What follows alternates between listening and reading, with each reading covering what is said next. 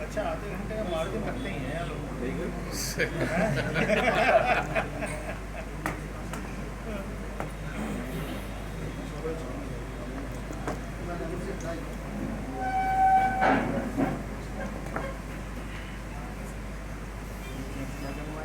क्या है मामला?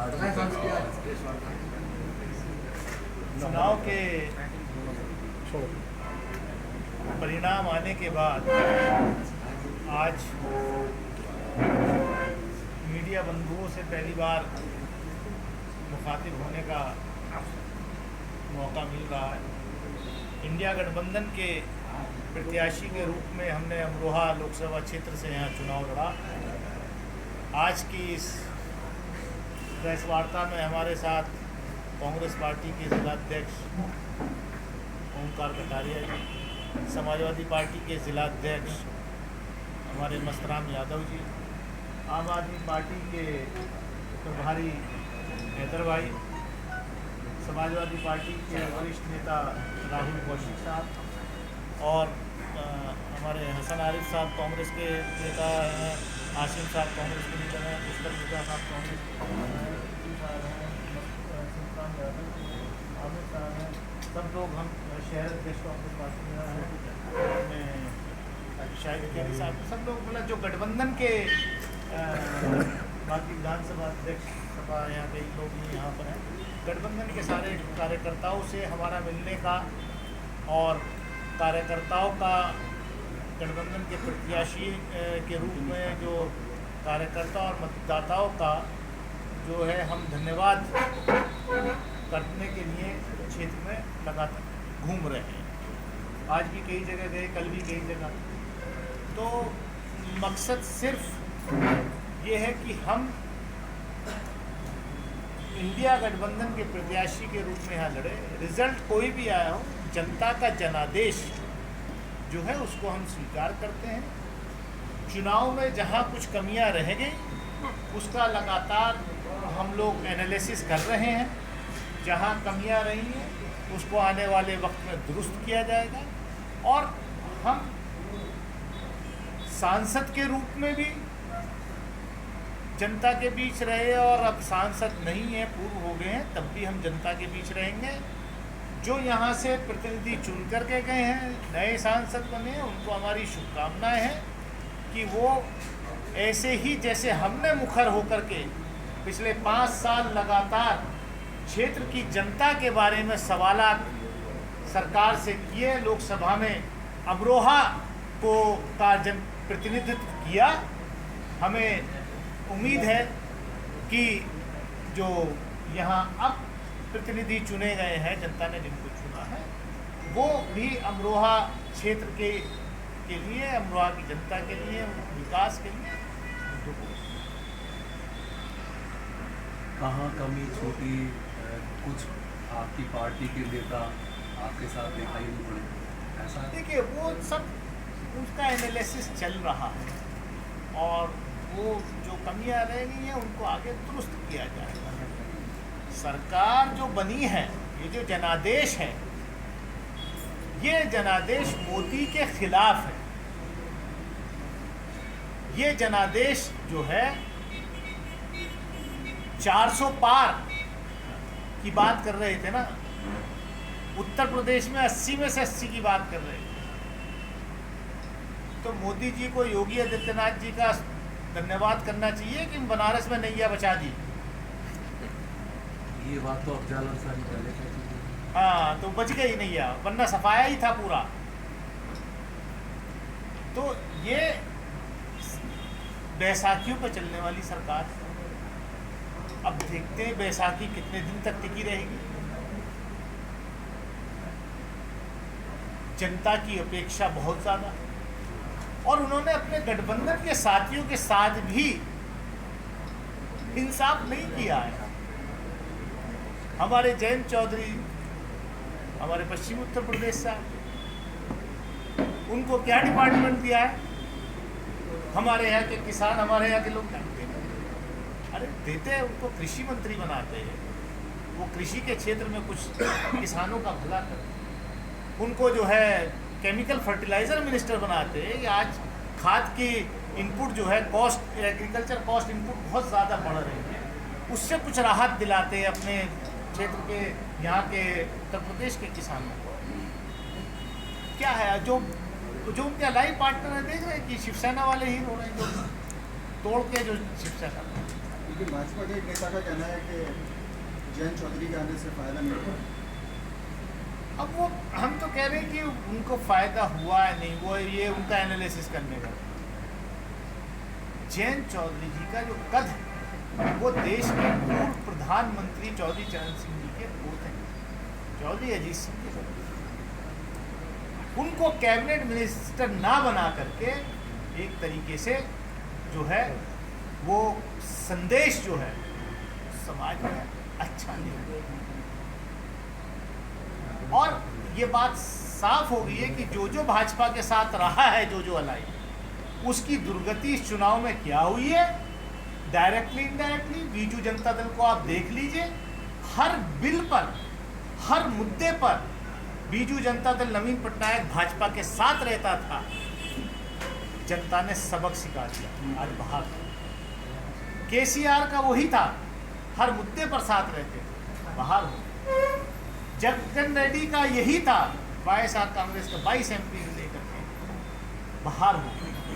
अब देश में राहुल गांधी के नेतृत्व में गठबंधन की हवा चल रही है। लोग समझ गए हैं कि मुद्दों पर आधारित राजनीति होगी। ये नहीं होगा कि आप अंदर से मिले रहें और कहें कि हाँ हम अलग हैं। देखिए ना, जिस पार्टी में मैं था, जिस पार्टी का सांसद के रूप में, आज क्या हुआ? आदरणीय बहन कुमारी मायावती जी की पार्टी का क्या हुआ? मेरा झगड़ा क्या था? मेरा झगड़ा नीतियों पर ही था कि हमें जनता के साथ खड़े होना है, हमें सरकार का पिछलग्गू नहीं बनना। अब मेरे ऊपर एक्शन हुआ, लेकिन मैं जनता के साथ खड़ा है, मैं जनता के मुद्दों के साथ खड़ा है। बसपा की और आज पार्टी का हशर क्या हुआ? 0 पर आउट हो। तो मैंने जनता के साथ खड़ा होना पसंद किया, बजाय इसके कि अपने कोई व्यक्तिगत फायदे के लिए मैं चुप रहता। और आज बीएसपी के अंदर इस बात का मंथन चल रहा है। बीएसपी का भविष्य क्या मानते हैं बाबा? क्या भविष्य? जनता ने जनादेश दे दिया। मैंने कहा ना, सब ऐसे दल जो डायरेक्टली और इनडायरेक्टली भाजपा को सपोर्ट कर रहे हैं, उन सब का इलाज जनता ने कर दिया। तो जनता को आप इतना मत समझिए। ठीक है, बहुमत से हम लोग गठबंधन दूर रहा, ऐसे ही गलतियां कहीं हुई हैं, जैसे अमरोहा में बहुत नज़दीक जा कर के जो है हम पिछड़ गए, नहीं पहुंच पाए। तो लेकिन देश में नैरेटिव तय हो गया। जो मुद्दों की राजनीति करेगा, जो जनता के बीच में रहेगा, जो जनता की बात करेगा, जो नौजवानों की बात करेगा, जो छात्रों की बात करेगा, जनता उसको वोट देगी। पेपर लीक का इशू किसी से नहीं छुपा था। आप देखिए अब नीट का क्या हुआ, ये कौन कर रहा है, कहाँ से हो रहा है, जम्मू कश्मीर के अंदर क्या हो रहा है। 10 साल हो गए, मीडिया में खबर चल रही है आतंकवाद आतंकवाद, और हो सकता है किसी जो है किसी रिलीजियस नाम लेके कहेंगे वो वाला आतंकवाद, हम उसमें यकीन नहीं रखते। लेकिन क्या हुआ, आपने तो जब नोटबंदी करी थी तब कहा था कि आतंकवाद की कमर तोड़ देंगे। आपने 370 हटाया था तब कहा था आतंकवाद की कमर टूट गई, सरकार बर्खास्त की थी। हो क्या कोई इस देश में प्रधानमंत्री या गृह मंत्री सवाल पूछ रहा है? अमरोहा के सांसद के रूप में हम होते तो हम पार्लियामेंट के अंदर सबसे पहला सवाल यही पूछते कि कश्मीर के अंदर, जम्मू कश्मीर के अंदर जो है इनोसेंट्स की हत्या क्यों हो रही है, कौन है इसके लिए जिम्मेदार? किसान बैठे इतने दिन से बॉर्डर पर, क्यों नहीं उनकी सुन ले रहे? मैं इतना ही कहूँगा कि क्षेत्र की जनता ने मुझे आशीर्वाद दिया है। कहीं कुछ कमियां रह गई जिसकी वजह से सर्टिफिकेट हमें नहीं मिल पाया। मैं जनता का, इंडिया गठबंधन के सभी नेताओं का, कार्यकर्ताओं का, उन बूथ एजेंट्स का जो खड़े रहे, उनका एजेंट्स का, उन सभी समर्थकों का, ऐसे लोगों का, ऐसे जनता के ऐसे लोगों का जिनका मेरे साथ डायरेक्ट कोई रिश्ता नहीं था, लेकिन उन्होंने भरपूर तरीके से काम किया, वोट दिया। मैं उनका आभार व्यक्त करता हूं और मेरा ये आभार व्यक्त करने का कार्यक्रम लगातार जारी रहेगा। मैं जनता के बीच रहूंगा, क्योंकि जिन लोगों ने मुझे वोट दिया है उनको मैं ऐसे नहीं दूंगा। मैं उनके बीच लगातार रहूंगा। आपके प्रदेश सचिव थे कांग्रेस के, सचिन चौधरी, पूरे चुनाव में नहीं दिखाई दिया आपके साथ? सचिन चौधरी जी, अब ये सवाल पार्टियों से पूछिए, नहीं, आपको कौन जिला अध्यक्ष के साथ था, में थे? कौन नहीं था। जिला अध्यक्ष आपके साथ में, कल उनके साथ में था भागलपुर। देखिए, मैं जिला अध्यक्ष फिलहाल मेरे साथ बैठे, मैं इंडिया गठबंधन का यहाँ प्रत्याशी था। मेरे साथ पूरा गठबंधन चुनाव में भी था और आज भी। अब कोई इंडिविजुअल, कोई एक व्यक्ति कहाँ था, क्यों नहीं था, किसके पिताजी ने, किसने अपने पिताजी को कहाँ भेज दिया, कौन कहाँ चला गया, ये सवाल मेरे लिए इमैटीरियल है। मैं इस नहीं, हम ऐसे कह रहे हैं जिला अध्यक्ष मैं कह रहा हूँ, मैं इन उधर चले जाओ, इधर से जब आप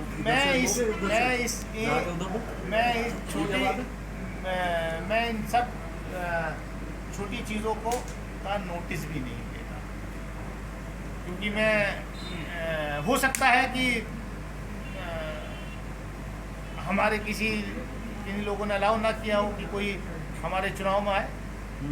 तो आप ऐसा नहीं है, मतलब ठीक है, जो हो गया, बड़ा दिल रखना चाहिए, विशाल हृदय रखना चाहिए। हम उनमें से नहीं हैं कि जो अपने आप को 56 इंच का सीना कहें, लेकिन उनको सामने वालों को उनके लिबास से पहचानते हो। और मैं यही उम्मीद करता हूं कि जो जीत करके यहाँ से गए वो भी, क्योंकि जीता हुआ व्यक्ति सबका हो। इस पूरे चुनाव प्रचार के दौरान प्रधानमंत्री जी ने जो अपने पद की गरिमा गिराई, वो माफी के काबिल है। देश के एक प्रधानमंत्री को जिस तरीके की भाषा का प्रयोग उन्होंने चुनाव प्रचार में किया, इससे ज़्यादा दुर्भाग्य इस देश के लोकतांत्रिक इतिहास में ऐसा कभी नहीं हुआ। बहुत ही दुर्भाग्य। हार जीत, आना जाना, पद, ये कोई बड़ी चीज़ नहीं है, ये लोकतांत्रिक व्यवस्था। लेकिन आप पद हासिल करने के लिए लोगों को बांट दोगे, किसी का मंगलसूत्र छीनने की बात करोगे, किसी की गाय भैंस छीनने की बात करोगे। और देखा, देश की जनता ने दिखा दिया। आज ये हालत हो गई कि प्रधानमंत्री जी ने डर के मारे भारतीय जनता पार्टी की संसदीय दल की बैठक भी नहीं बुलाई, क्योंकि उन्हें पता था कि अगर भाजपा संसदीय दल की बैठक होगी तो उसमें उन्हें नेता नहीं चुना जाएगा। इसलिए अपने जो अलाई पार्टनर थे उनको बुला करके जो है एनडीए की बैठक में वो नेता चुने गए। आपको लगता है कि एनडीए में कहीं आगे चल के दरार पड़ेगी और नीतीश और जो बाकी लोग हैं वो इंडिया की तरफ आएंगे? देखिए, हम तो चाहते हैं कि सरकार चलाए, ये अपने आप गिर जाएगी। इंतजार कीजिए। जिस तरीके का एरोगेंस, अब उनके एरोगेंस के बारे में तो उनके जो आइडियोलॉजिकल हेड हैं वही कह रहे हैं कि एरोगेंस नहीं होना चाहिए। तो मोहन भागवत जी का बयान है कि एरोगेंस नहीं होना चाहिए। लेकिन वही मोहन भागवत जब चुप रहते हैं जब हाथरस की बेटी को जलाया जाता है, जब और घटनाएं होती, जब लिंचिंग होती, तो ये कहीं ना कहीं इंटरनल कॉन्ट्रडिक्शंस जो हैं वो सामने आ रहे हैं। और इसीलिए कांग्रेस पार्टी के लीडर श्री राहुल गांधी ने अपने आप को अभी इंडिया गठबंधन की लीडरशिप में अभी वेट एंड वॉच करने का फैसला।